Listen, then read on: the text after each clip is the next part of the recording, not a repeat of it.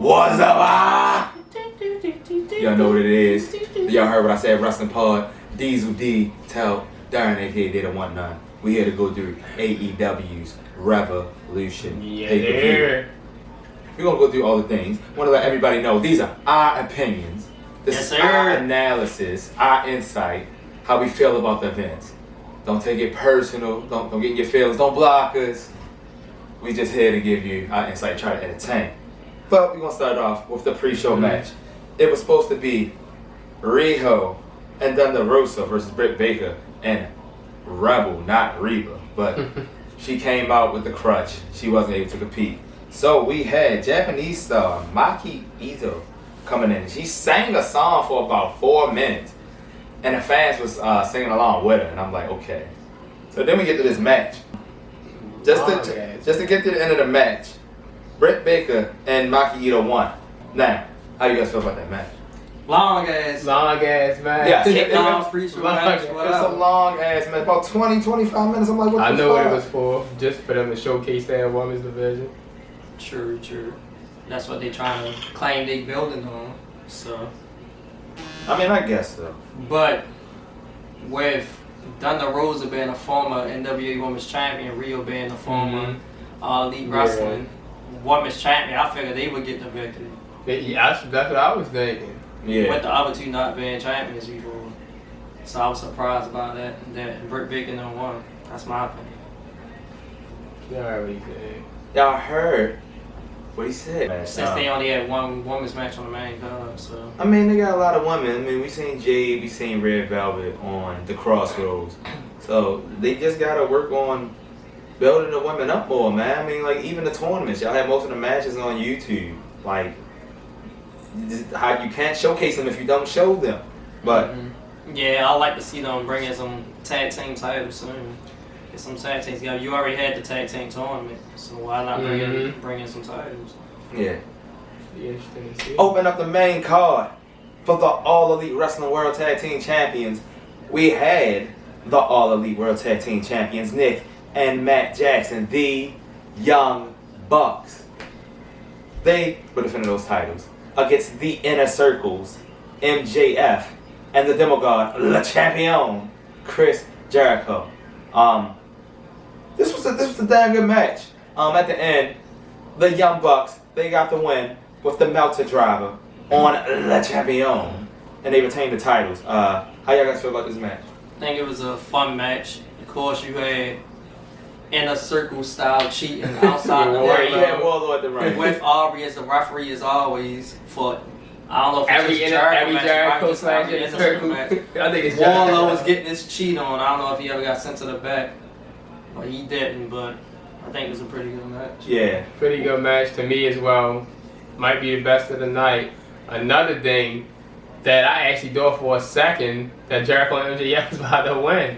They actually had a good chance. Because they was going back and forth for a while, and then when Jericho didn't get the Judas effect, he got super kicked. Let's not forget. I thought that was going to be when game. MJF got super kicked like 10 times in a row. Yeah. But then MJF got his finisher. Yeah, because the Bucks came out aggressive from the start, trying to get it in. But like you said, the Young Bucks also got a modified made in Detroit. Oh yeah. Homage to the Motor City Machine Guns. And as Top said, MJF got about 10 to 12 super kicks. It was a super kick party. Wardlow got one, Jericho got one. It was on the money. This was an entertaining match to start off the card. I would have liked for this match to be later on in the card. I like for matches to be in order as far as importance, but sometimes you gotta have a great match to start off the card. Need that opening fire. Another thing I noticed about this match that there was a lot of stereo moves to open up the match. You know, stereo suplexes, stereo sharpshooters, stereo dives. There's a lot of shit that was going on. But y'all know what's one of the best things in wrestling? It's been for a while. The hot tag of Nick Jackson. That Nick Jackson hot tag. Love it. Love it every time. Nick started getting work. My man started doing the backflips out the rain to the moonsault. You can call that shit now. It's like the Roman Reigns 5 moves of death now. You know when they come in the ring, you know exactly what's going on. This match also featured a BTE trigger. Jericho. There was a lot of close pinfalls, which gave us the impression that MJF and Jericho would have a chance to win. But he said this was pretty good. Our next match was the Tag Team Royale. That's good old JR likes to say it. But 2 teams started, and there was 90 seconds on the clock each time before the next team came in. So we had the Natural Nightmares start off against the first of 3 Dark Order tag teams. Number 5 and number 10. They started off the match. Next we had Proud and Powerful Santana and Ortiz. We had the Sydals, and we also had the second team of Steve Grace and Evil Uno. Everybody came in to get some shine or whatnot. We also had the Gun Club come in. The sons of Billy Gunn. I got a famous. They was getting some work in. Then we had Pretty Peter Avalon and Cesar Albinoni. I don't know who the hell cares about them. The Varsity Blondes got up in there. And then I finally seen Bear Country. Yeah, they probably. You guys are decent work. That sound like 12 times. Environment 12. Then we got Jurassic Express. Let's not forget the Butch and the Blade. Private Party. I see you. Then we also had the third team of John Silver and Alex Reynolds. And then finally we had Death Triangle. Yeesh. Of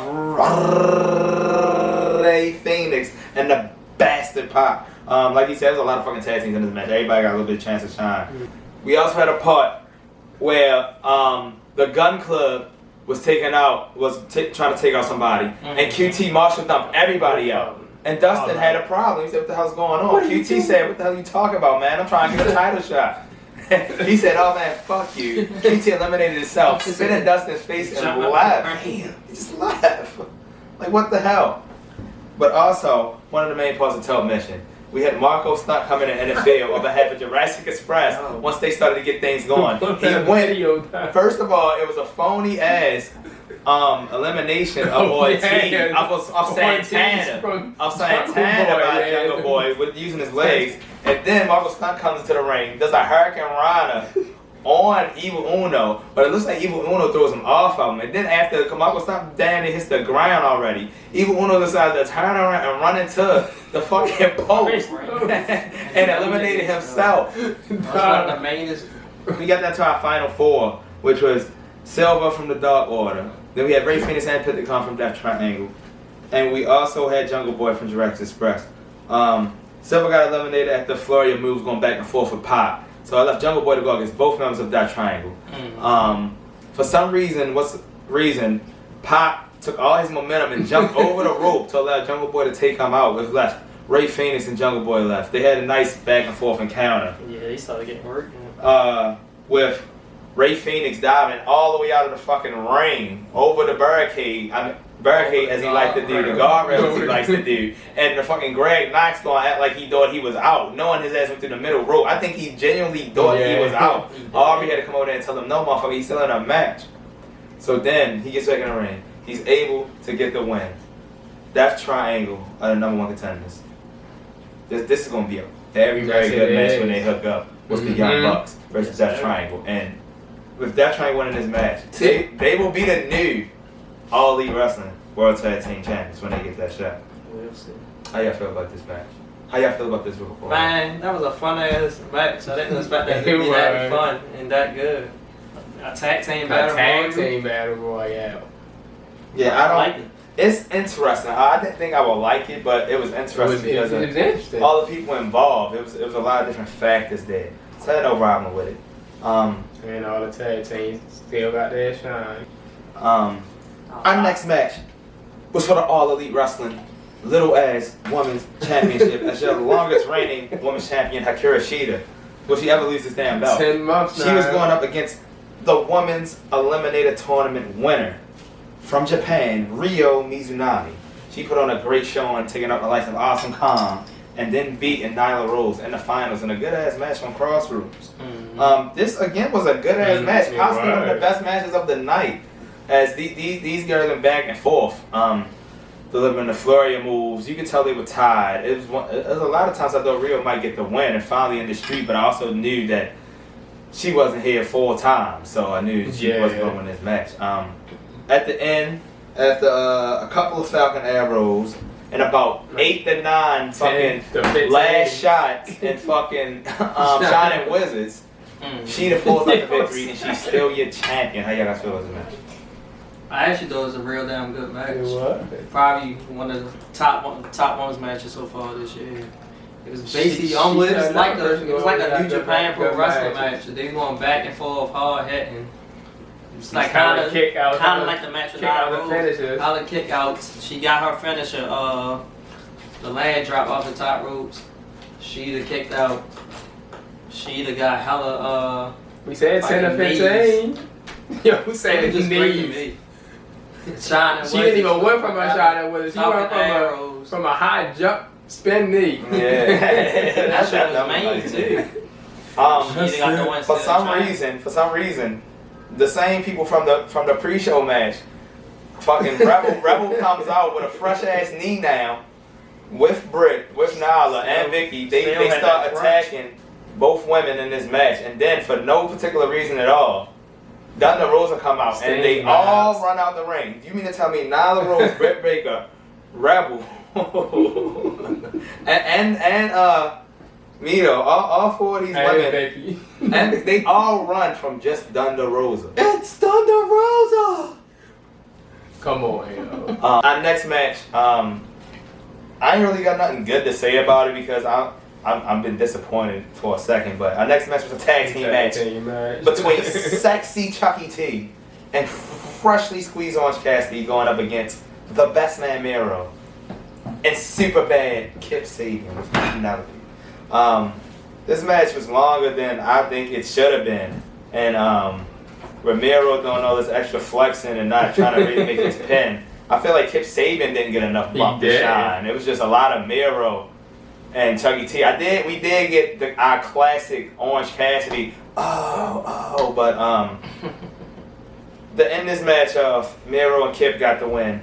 Miro delivered the Amashka kick and the game over, and they won the match. That's exactly what you said. Kip Sabian ain't get that much work in because the match is strictly for Miro. That main ass, how y'all feel about this match? Just the main match ass style recline. throwing together for Miro. Yeah.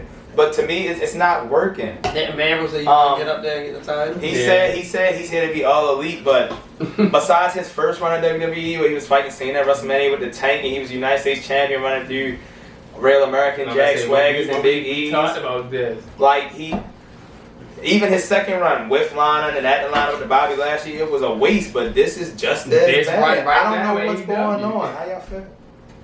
AEW got too many damn people. And they just keep signing people because we about to let you know what's coming up. But even with them with too many people, I still want to know what is this with Miro though? Into some type of story. But that's the same stuff you want to show. That's the same stuff you say when I tell you stuff with WWE. You just they gotta be doing something. At least they doing something. And if he just came on that. But the thing is, they talk all that stuff about people, about him, about Rusev and WWE. Like I was saying these, and then when you go to AEW, how long you been there for? Was it 6 months now?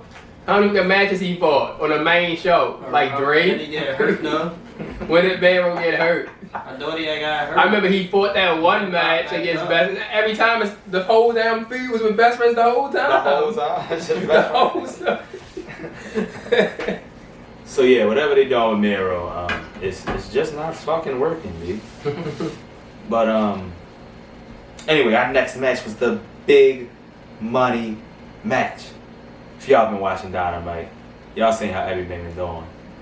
How Matt Hardy's been trying to finesse Adam Page with the contract. Adam Page finessed him. That leads us to this big money match where the winner gets the loser's first quarter earnings for AEW. For 2021. This featured Hangman Adam Page versus Big Money Matt Hardy. Matt Hardy was looking pretty good, his old ass and that bum leg. we had interferences from Isaiah Cassidy and Mark Quinn. They was all over the place. Hardy was doing his best to try to secure this. We had some hard death belly drops and a whole bunch of shit, but after a brutal buckshot lariat, Hangman Adam Page wins the match. That's it. We're gonna hear you to talk about this match. How you guys feel about it? My God. Yeah. Mm-hmm. Adam Page better have won that damn match. Yes. Yeah, he should. Matt Hardy, my man, but and it's pretty, like you said, it's pretty down. After all the cheating from Private Party, the Dark Order finally had to come out there and help. And I mean, they came out deep, about 6, 7 deep. It was all out there. We had some side effects. We had a twist of fate or two, some close fin falls. We got us a dead eye. But at the end, it was the Dark Order that ended up saving Hangman. We was about to fall, pushing him back up on the rope so he can set himself up for the buckshot to secure that victory. This match was a pretty decent match in the middle of the card. After the match, a group hug with the Dark Order and a bear from Coca Pan. So is Hangman finally with the Dark Order? No, because Coca Cabana not even with him. Yes, he is. I told you, I don't think Coca Cabana even with him. Well, was Coca Cabana ever confirmed the to be with Dark them? Order of faces. They faces never was. But I feel like Coca Cabana just stayed with him because of the Brody Lee situation. And I feel like there was still more to that storyline with Coca Cabana had we still had Brody Lee. I feel like there would have been more fighting and pushing and shoving. Our next match was the Face of the Revolution ladder match. And the winner will receive a future TNT Championship match opportunity against Darby Allin on this upcoming Dynamite. The only way to win this match, climb the ladder, grab the big ass gold donut, aka brass ring, at the top. This match featured Reach for the Sky. Scorpio Sky, I don't even know if he's with SCU anymore. It's just Scorpio Sky. It featured Death Triangles, El Penta, Shadow, Miedo. It featured the Murder Hawk Monster, Lance Archer. It also featured Platinum X cast of the Acclaim. And it featured the American Nightmare, Cody Rhodes. But he said one more person. There was a mystery person. And out of nowhere, formerly released Impact star, All Ego Ethan Page is now All Elite. 6 minutes in this match. This was a hell of a ladder match. There was some gruesome spots where I even had to ask, you think he hurt? I didn't know he was getting up. But at the end, Scorpio Sky gets the big W. Each for the Sky. And we're going to talk about this match. How y'all feel about it? Pretty good damn match. Lance Archer dominated like 50% of the match. That man really was a Murder Hawk out there fucking shit up. How many people went Cody was in a bad way. His pussy already messed up surely, he did mess it up even more. Penal Zero did a package pile drive on him during the ladder. Damn. Set up outside the main. And as soon as he did it, it actually looked like that he might have a shoulder problem. And the first thing I thought of was John Cena. John Cena getting hurt and being laid out, being medical attention, needing help just to get back up and do attitude adjustments on everybody and win the match. I'm thinking, all right. As soon as we seen Cody go to the entrance, we like, Cody is going to get back in this match. While these guys are still fighting, Scorpio was kind of getting a good run in, but he was going up against the Murder Hawk Monster. And he ended up going to the outside or the ropes. Murder Hawk Monster comes in with a knee. Scorpio Sky falls backwards on the back of his head and flips over onto his stomach, bounces off a ladder and breaks it. His ass was knocked out. He took a nasty fall. He was out for the last like 10-15 minutes in the match. Caster was on a ladder and Scorpio Sky did a mean ass frog splash on Caster while he was on the ladder. It was mean. All Ego Ethan Page, he ended up getting a razor's edge on Lance Archer, but earlier in the match, remember when Lance Archer was between the ladder? Yeah, and he raced that Scorpio Sky. Yeah, this match had a lot of good spots. But it wasn't a package power drive he did on Cody. It was a Canadian Destroyer. Yeah, my bad. That about to do was amazing. But near the end, Cody ends up getting back in the match, using his one arm, trying to get back in the match. He did deliver crossroads to Caster. But then Scorpio Sky gets back in the ring, and he hit Penta with a chair to the back, then a chair to the ankle. And he was able to climb up there, get the brass ring, because he was all alone. And he wins. I do agree with some people. I'm not going to say it's too late because Scorpio Sky just decided to go by himself. Let's not forget Scorpio Sky was part of the first ever All Elite Wrestling Tag Team Champion, so he's already held gold. But I do feel like this was let's go with the flow. Let's go with the rave. There's a lot of black champions, black success going on in professional wrestling. Let's add to it, which is not a problem. Just sometimes it doesn't feel as genuine.